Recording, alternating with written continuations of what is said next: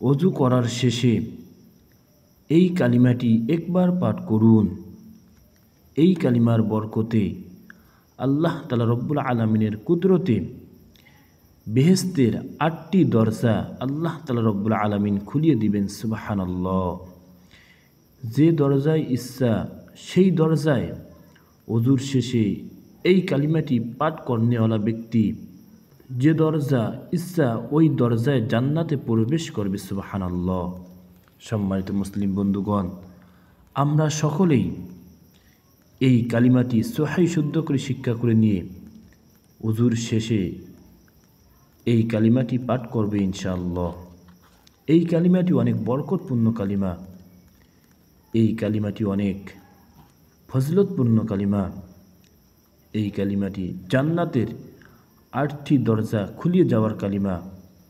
তাই আমরা সকলেই এই কালিমাটি সহিহ শুদ্ধ করে শিক্ষা করে অজুর শেষে এই কালিমাটি পাঠ করব। আমাদের সন্তানদেরকেও অজুর শেষে এই কালিমাটি পাঠ করার কথা বলবো।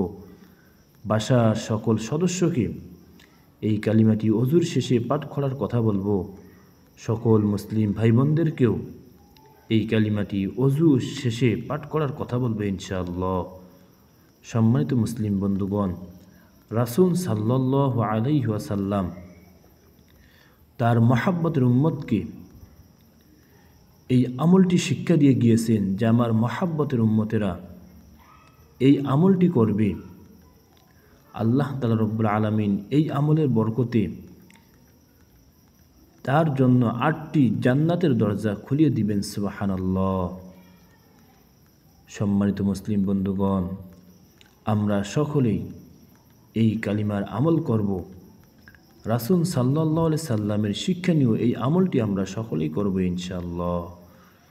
এই কালিমাটি হলো কালিমাতুশ শাহাদাত, আশহাদু আল্লা ইলাহা ইল্লাল্লাহু ওয়া আশহাদু আন্না মুহাম্মাদান আবদুহু ওয়া রাসূলুহু। আমরা সকলেই এই কালিমাটি সহিহ শুদ্ধ করে শিক্ষা করিয়ে নিব। ওযু করার শেষে আমরা এই কালিমাটি পাঠ করব ইনশাআল্লাহ। সম্মানিত মুসলিম বন্ধুগণ, আপনারাও আমার সঙ্গে এই কালিমাটি পাঠ করুন, সহিহ শুদ্ধ করে শিক্ষা করে নিন।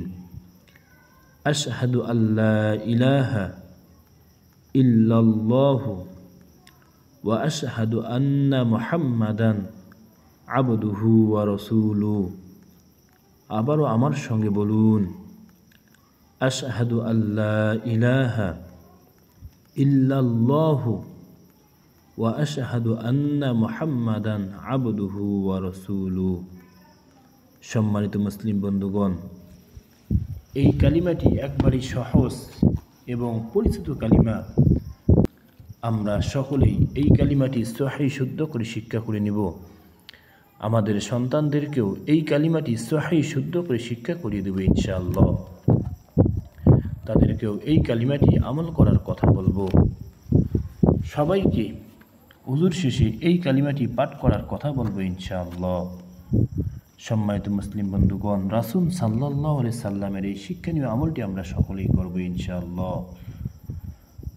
আল্লাহ তাআলা রব্বুল আলামিন আমাদেরকে সকলকেই এই আমলটি করার তৌফিক দান করেন। আমিন। আসসালামু আলাইকুম ওয়া রাহমাতুল্লাহি ওয়া বারাকাতুহু।